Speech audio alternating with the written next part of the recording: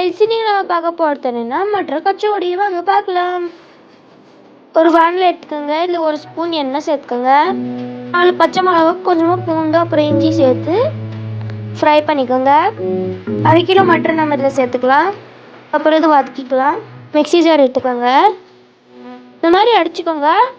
இப்போ அதே வானிலையில் இது போட்டுக்கலாம். 1 டீஸ்பூன் மிளகாத்தூள் சேர்த்துக்கோங்க. 1 ஸ்பூன் கடலை மாவு சேர்த்துக்கலாம். கொஞ்சமாக கருப்பு உப்பு சேர்த்துக்கோங்க. கொஞ்சமாக மாங்காய்த்தூள் சேர்த்துக்கோங்க.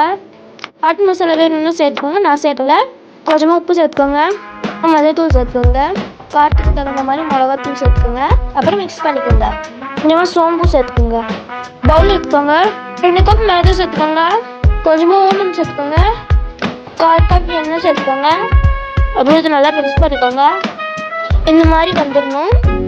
அதுக்கப்புறம் இதில் நாங்கள் கொஞ்சம் கொஞ்சமாக தண்ணி சேர்த்துக்கலாம். இது ஒரு சாஃப்டான டோவாக பிசைஞ்சு வச்சுக்கோங்க.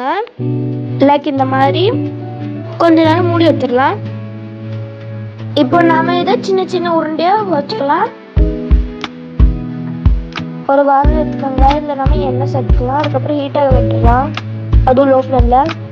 அந்த டோலேருந்து கொஞ்சம் பெருசாக எடுத்துக்கோங்க. இந்த மாதிரி உருட்டி வச்சுக்கலாம். அதுக்கப்புறம் அந்த ஃபில்லிங்ஸ் இதில் போட்டு அதை மூடி வச்சிடலாம்.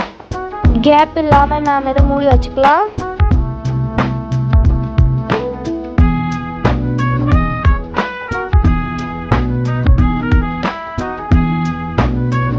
அதுக்கப்புறம் இந்த மாதிரி அமுக்கிக்கலாம். அமுக்கின பிறகு நாம் இதை ஃப்ரை பண்ணுறதுக்காக விட்டுடலாம். அதுவும் லோ ஃப்ளேமில்.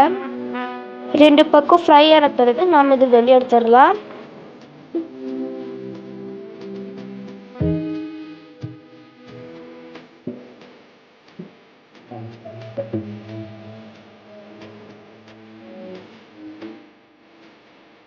பாருங்க, இந்த மாதிரி கொஞ்சம் வந்திருக்கு. உங்களுக்கு இந்த வீடியோ பிடிச்சிருந்தா லைக் பண்ணுங்க, ஷேர் பண்ணுங்க, கமெண்ட் பண்ணுங்க, சப்ஸ்கிரைப் பண்ணுங்க. Bye guys.